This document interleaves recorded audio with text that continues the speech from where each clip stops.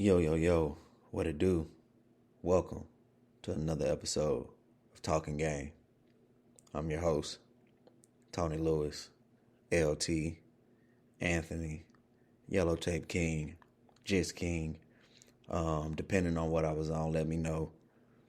Depending on what you call me, let me know what I was on when you met me. Got an episode that I think I'm going to try and make a reoccurring thing with certain sports. It's kind of a recap episode. I'm going to go back and recap what I thought was going to be the outcome of the NFL season when it comes to division winners, a couple of predictions of how teams were going to play or players are going to play. And this is based off episode 8, I believe, episode 9, the episode right before the NFL season started. So, yeah. Let's get into it, man. I want to start off by saying the season started with Kansas City, right? Kansas City, Detroit. I was right in saying that Kansas City is the type of team that will get 11 wins just because they have Patrick Mahomes. Well, I said 11 to 12 wins. They were right there. I was wrong after watching that opening game because I felt as though, Kadarius Toney and the wide receivers, hey, this was the first game. This was Super Bowl banner raising game. This was all those things. So I'm thinking to myself, you know what? They'll get it together.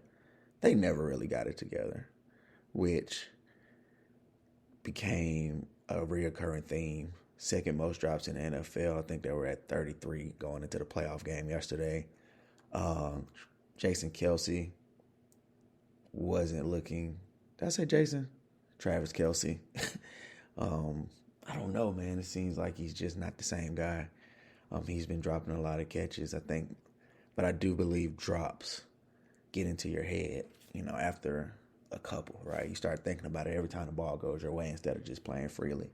And I think that's becoming more of a thing with Kelce. The other receivers, I ain't giving y'all no pass. Y'all been boo-boo all year. Y'all been big trash. So we're not going to roll with that one. But after the first game, I did say Detroit looked like they were making a statement. They didn't look like the same old Detroit. And they proved it. They won a division. Tonight, they have a home playoff game against Matthew Stafford, which is pretty interesting. Other than the whole, of course, the surface of it, the two quarterbacks that got traded for each other. Matthew Stafford going back to Detroit to actually play the team that traded him. Whew.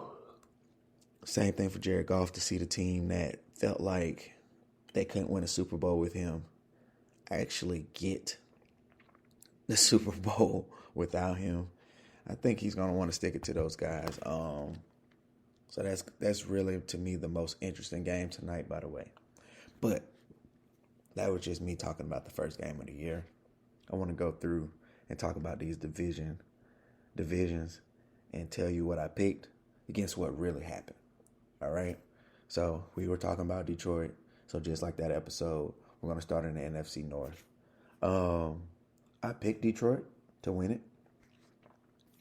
Detroit did win it. I was right to start off. I was 1 for 1. I did say that they were going to miss Jamal Williams. I guess not. They have a good two-headed run combo. Jamal Williams only scored 1 touchdown in New Orleans.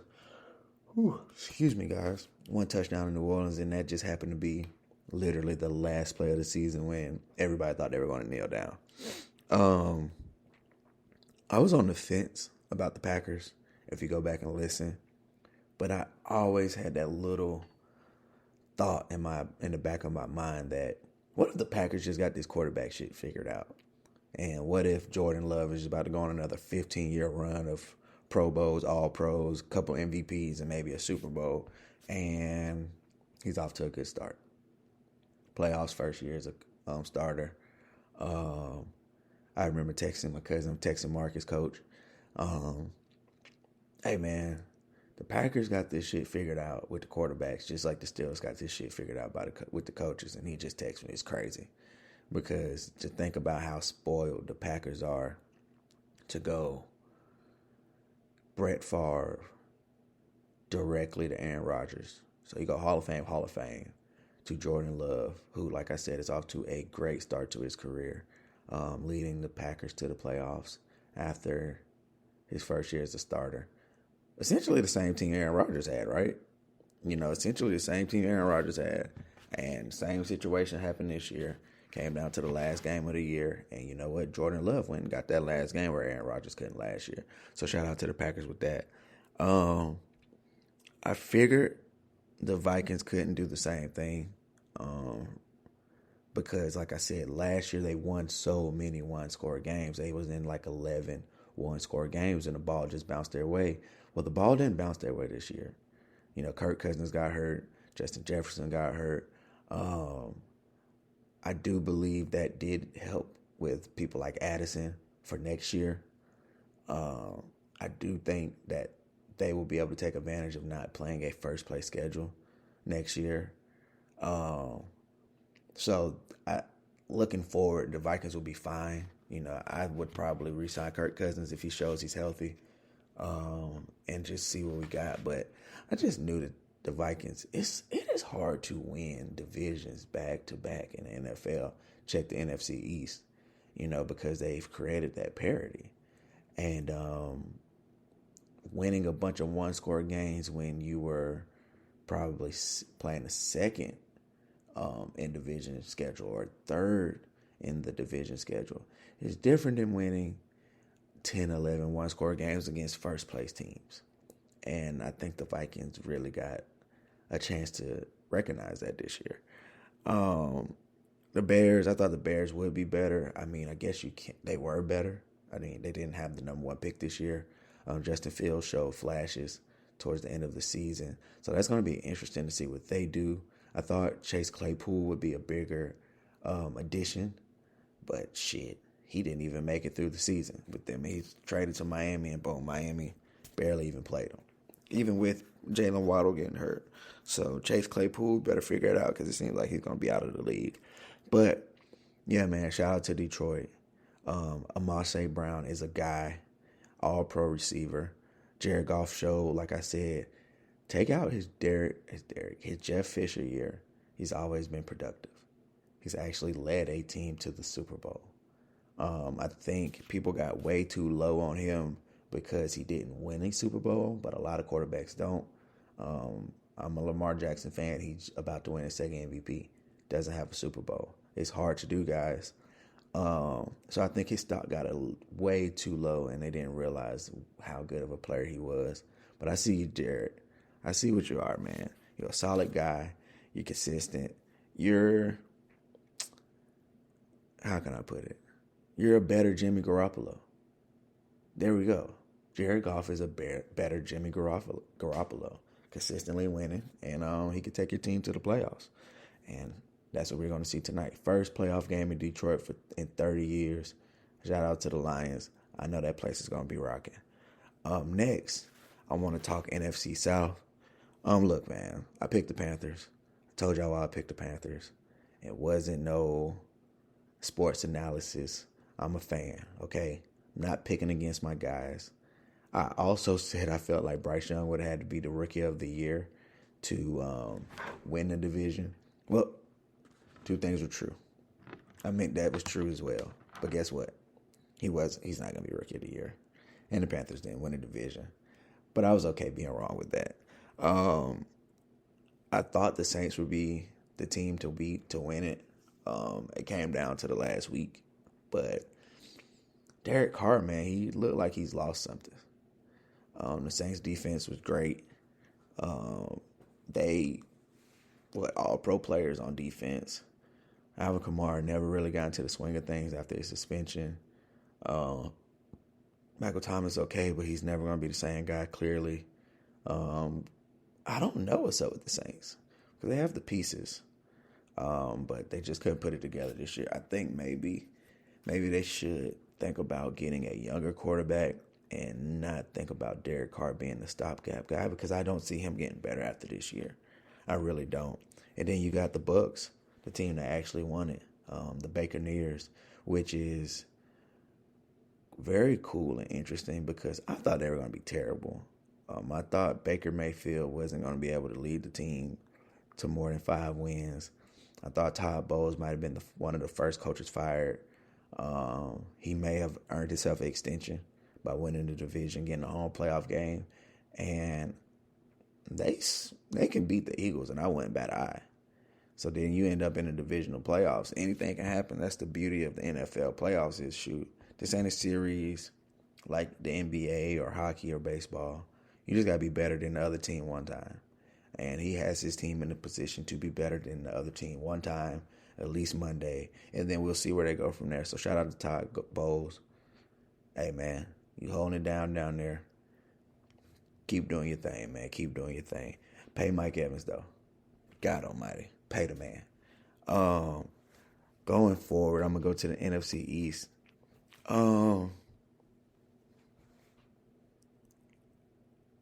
Wait. I did have the Skins last. I'm sorry, I'm looking at these notes. I don't know what I wrote. I didn't write a lot about the NFC East. I'm trying to figure out why. But I did have the Skins last. I was right. I had the Cowboys winning the division. I didn't know that nobody has won the NFC East back-to-back in like 19 years, though. I just was going based off of, like I say, it's hard to win divisions back-to-back in the NFL. Your schedule changes. You play a tougher schedule every time you win a division. And that is why the NFL has created that parity, and that's what's cool about it. I figured Dak would be able to play well because Dak is always going to put up the numbers. You know what I'm saying? Michael Parsons is a guy. I did think Trayvon Diggs would be the cornerback getting all the interceptions. But as soon as Trayvon Diggs got hurt, got a text from my cousin, and it said DaRon Bland. And DaRon Bland rolled that into an all-pro selection. He definitely should get some Defensive Player of the Year votes just off of his touchdowns alone. If you score that many touchdowns on defense, buddy, you definitely should get some Defensive Player of the Year votes, even if you don't just win it. Who else is in that division? Giants. Oh, my God, Giants, you fell off the fucking wagon. I thought you guys would be okay. You know, a running game, a decent defense normally keeps you relevant. They came out so terrible. They could never recover. Daniel Jones, he got hurt early. You had your Tommy DeVito moment. That was cool for the media, and it just shows you what being in a big market like New York does. But, I mean, it's the same guy they wouldn't let throw the first time he got on the field. That shows the faith that you have in him. They got a lot of problems, and it's mostly up front with their offensive line. I still don't know if Daniel Jones is good or bad because they've never put a good offensive line around him. His weapons are piss poor. I mean, if we're being honest about receivers. Same thing with the Panthers. Tepper, your ass. So, Dayball, he made a couple of mistakes, but that seemed to be the current theme of coaches nowadays. They want 7 so bad they feel like 3 doesn't count. Sometimes, you see these coaches nowadays not being able to get field goals before halftime because they're so greedy and end up with nothing. But I really want to see the direction that the Giants are going in right now because they're in the tailspin of no man's land. And then we'll talk about the Eagles.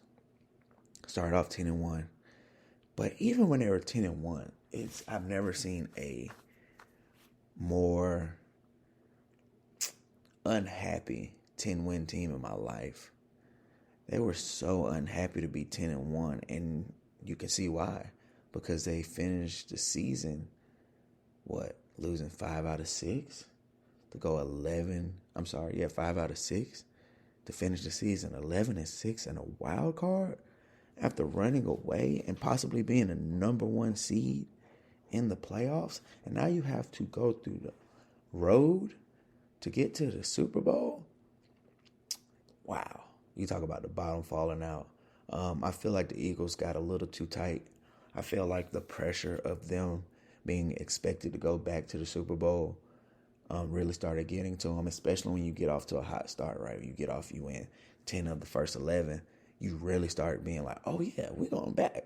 We're going back to get what's ours. We're going back to get what we were supposed to get last February. And then when the results aren't coming, I feel like they just started getting tighter and tighter and tighter. And it shows. Nobody seems happy in that organization. Jalen Hurts just hurt his throwing finger.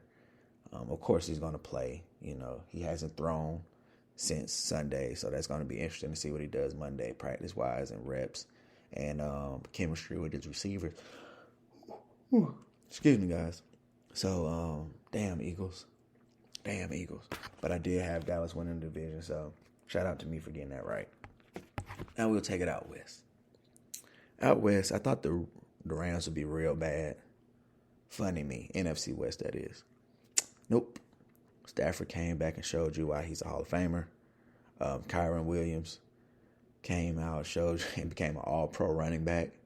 Puka Nacua became an all-pro wide receiver as a rookie, setting a rookie record, even though the 49ers tried their hardest not to let that happen. Sean McVay should be getting some Coach of the Year votes. It is going to be tough as hell to pick the Coach of the Year this year. That is going to be tough votes. Sean McVay definitely deserves at least a couple, right? You would think, especially if you're somebody who's watched them enough to really put a vote on it and not just base it off records. I was right about the 49ers. I had the 49ers winning it. I mean, I like Kyle Shanahan as a coach. I like Debo. Brock Purdy shows you that it wasn't a fluke.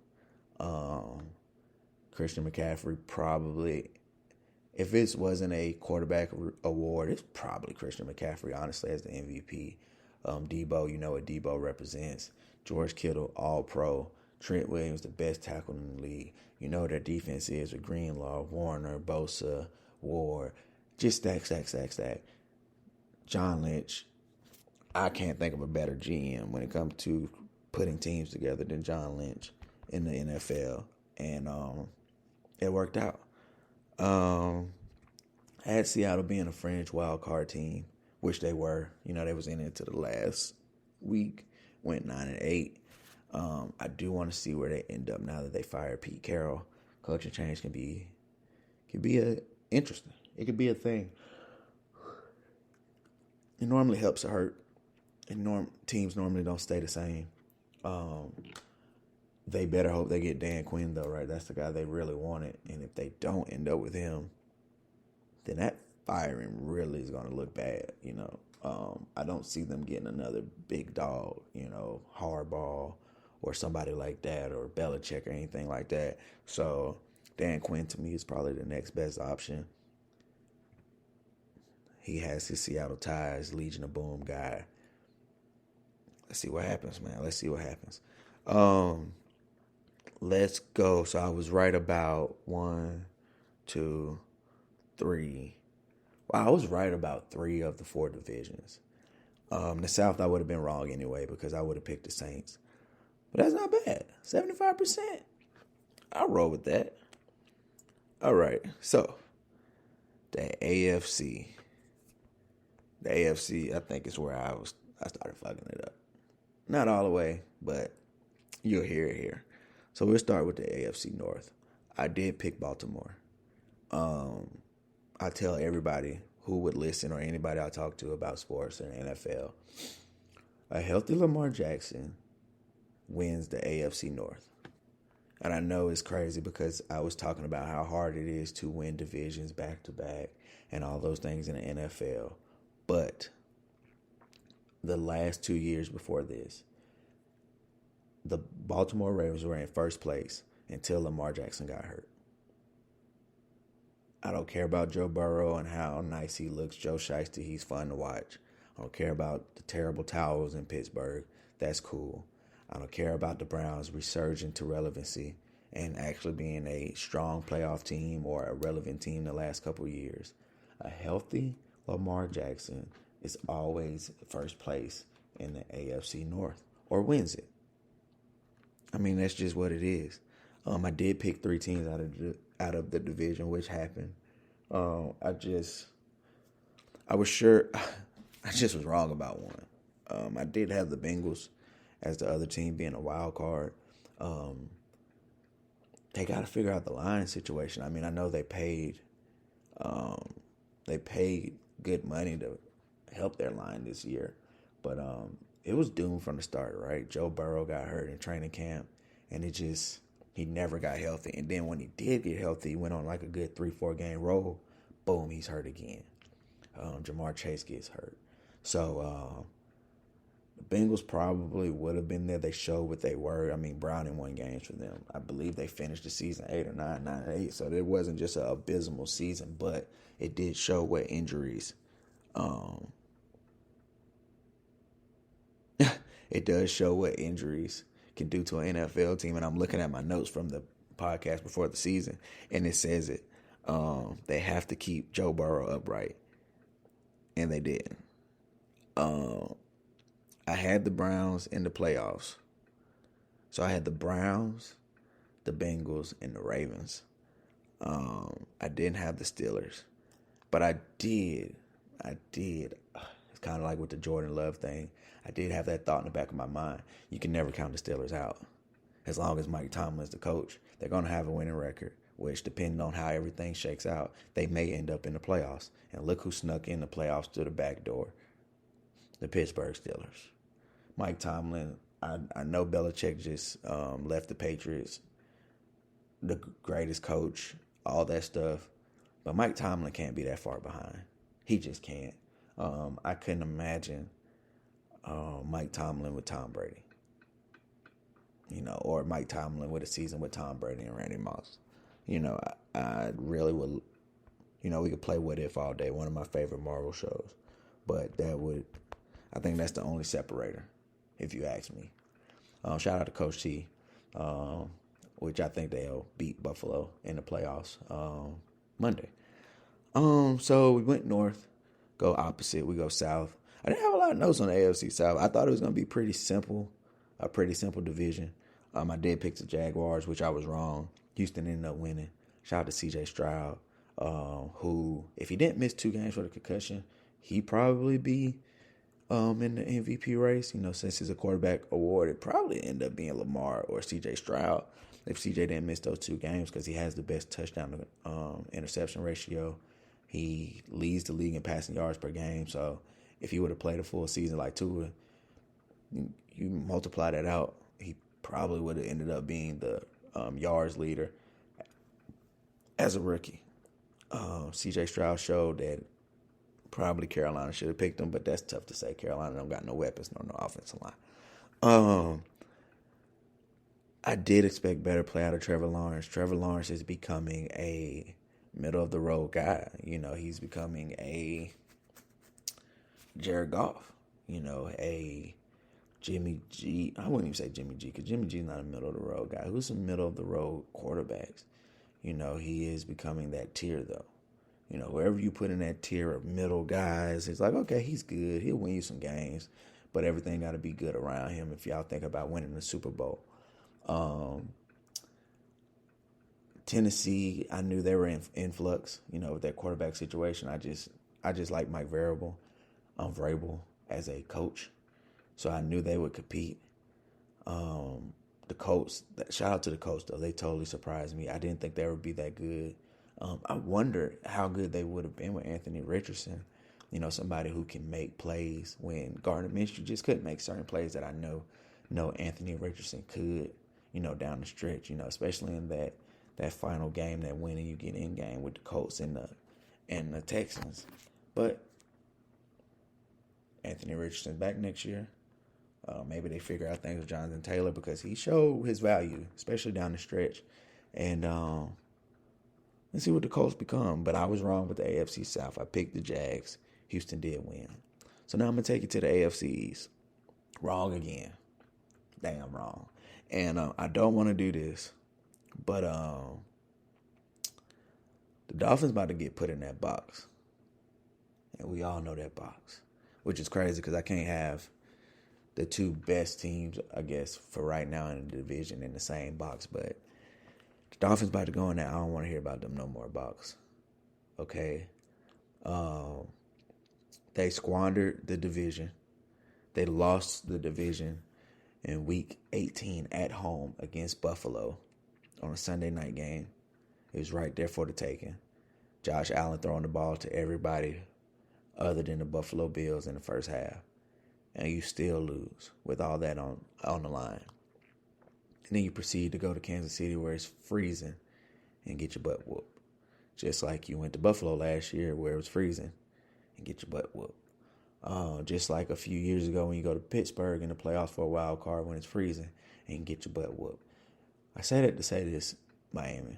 As an organization, you guys should really value trying to get home playoff games.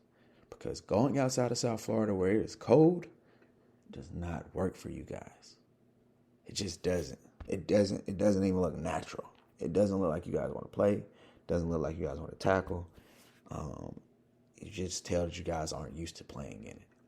I thought all they needed, though, was a healthy Tua, and they got a healthy Tua.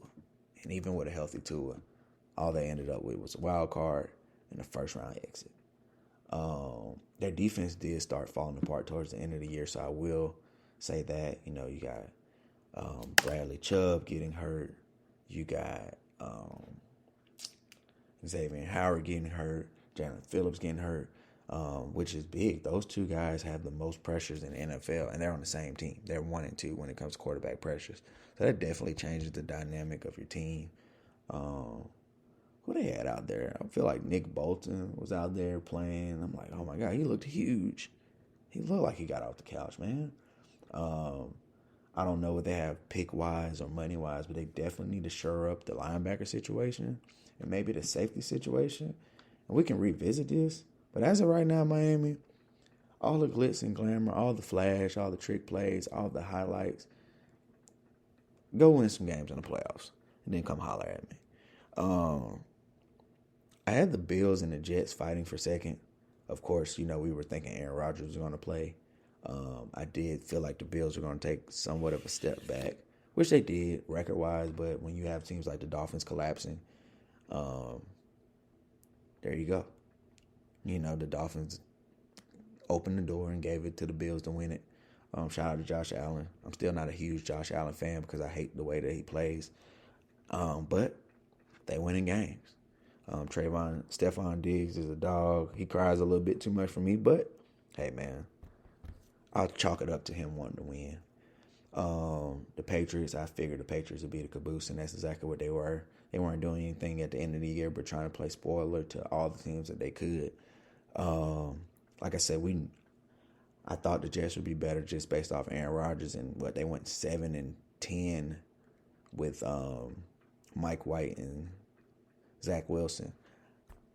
I just knew that Aaron Rodgers could at least count for another 2 wins, maybe 3, right?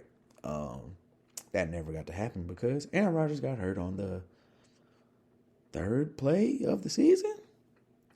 Freak accident. But that's the NFL for you. Backup day. This was a backup year. And, you know, they made all these rules to protect these quarterbacks. And now I feel like it may be counterproductive. I feel like all these rules made to help these quarterbacks are becoming similar to load management in the NBA. If you're not getting hit, if you're not being touched at all, when you do get hit, when you do get touched, how do you think your body's going to react to that? Do you think that you're going to be used to it? You know, boxers spar, right? That's how they get ready to get hit in the ring. Quarterbacks don't spar. They don't get hit at practice. You can barely touch them in the game. And look at how many quarterbacks fell apart. I think I seen a stat in week 16 or 17 that only 9 of the starting quarterbacks from the beginning of the year were starting that week. Out of 32. That's less than 30%, man. I don't know. I'm not a doctor. I'm not a scientist. I'm not into sports medicine. But something's not adding up. That's all I'm going to say about that. So now I'm going to take it to the AFC West. I did pick the Chiefs. It was a no-brainer. And it's crazy. I talk about how hard it is to win the divisions. It's so hard to win the divisions. And the Chiefs just ran off their 8th straight AFC West division. I think this is 5 straight for Patrick Mahomes, 6 straight for Patrick Mahomes because they won the 2 before with Alex Smith. Shout out to Andy Reid, showing y'all he could do this. And like I said, I thought some of their issues would be fixed. It really wasn't. I thought that their biggest issues is wide receivers and drops. Like I said, I thought that would be like a week 1 thing. Oh, okay, they'll get it together. They never really got it together. And like I said, it just shows the amazingness of Patrick Mahomes. I do want to say shout out to Patrick Mahomes because all year, I really felt like he could have called out his receivers. I felt like he could have showed them up. But he did the opposite. I feel like he went out his way to fall on the sword. He even went as far as freaking out on a referee when his wide receiver was in the wrong and was offsides. You know what I'm saying? So, shout out to Patrick Mahomes for that. He's the ultimate teammate. If I was the wide receiver corps should go get him, I don't know. Whatever he likes. Whatever gift you feel like is worth it for him, well, it's worth a lot. Whatever gift he likes, value as a person, the wide receiver group should get together and pay top dollar for it. Okay. The jury was out for me on Denver, and that place is a shit show. Russell Wilson did play better this year. Sean Payton clearly didn't like Russell Wilson from the beginning, and you go to the opening press conference, just tell him how things are going to be different. Won't nobody have no offices here, won't have no parking spots here. Clearly just going at this man's neck. And it showed towards the end of the year. You bench your best chance of winning, and you still have hopes for the playoffs. It got weird in Denver. And one thing about karma in sports, whether you like a person or not, when you do people wrong in sports, it seems like it lingers over organizations. So I do want to see what the lingering effect of this is on an organization. Because, I wasn't the biggest Russell Wilson fan after last year, but this year he wasn't that bad. He wasn't that bad at all, but screaming at him on the sidelines, doing all those things, it showed Sean really ain't like your boy. I did think the Raiders would have had a chance with Jimmy G. I thought Jimmy G was still able to win games. That didn't work out. The Raiders said, fuck it. Bench Jimmy G, fired the coach, fired the GM, and just realigned the whole team. Antonio Pierce did a great job. I don't even know who the backup quarterback was. Was it O'Donnell? Whatever. He won games, went to Kansas City, won a big game to keep them in playoff contention as long as they could. I do want to see what happens with Antonio Pierce going forward.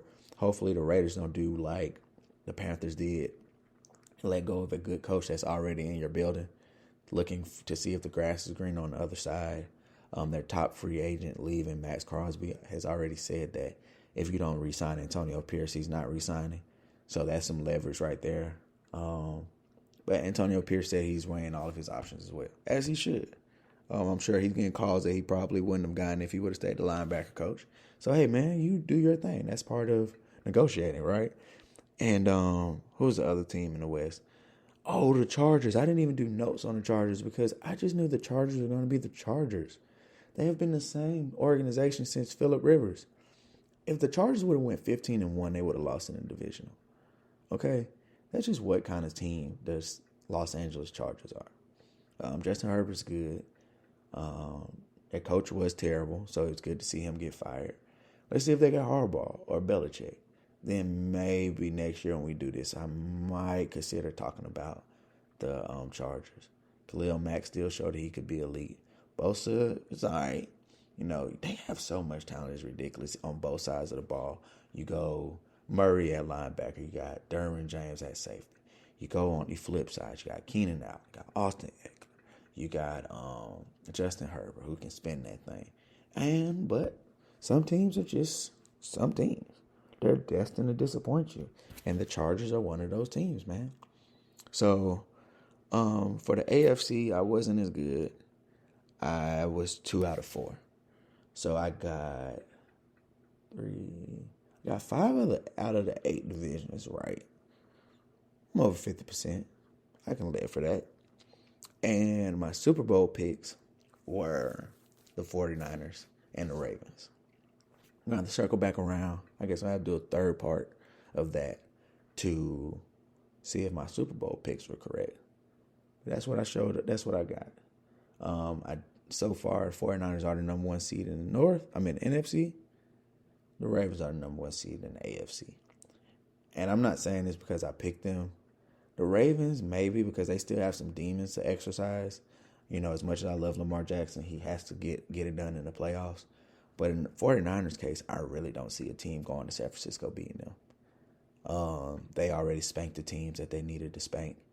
The Cowboys, the Eagles. They own the Rams right now. Who else is in the playoffs? The Bucks. Those teams, they can handle them. The Ravens, it may be a little more difficult. But playing at home, having a bye week. Oh, and getting Mark Andrews back will be major for the Ravens. Y'all holler at me. Y'all comment on the YouTube. Y'all go to the Twitter, Talking Game Twitter. Y'all let me know who y'all got for the Super Bowl. Y'all let me know who y'all picks are. Y'all let me know who y'all picked going into the season. Let me know if y'all was similar to me. Y'all might have got all 8 right. Holla at your boy. I appreciate y'all for listening. Peace.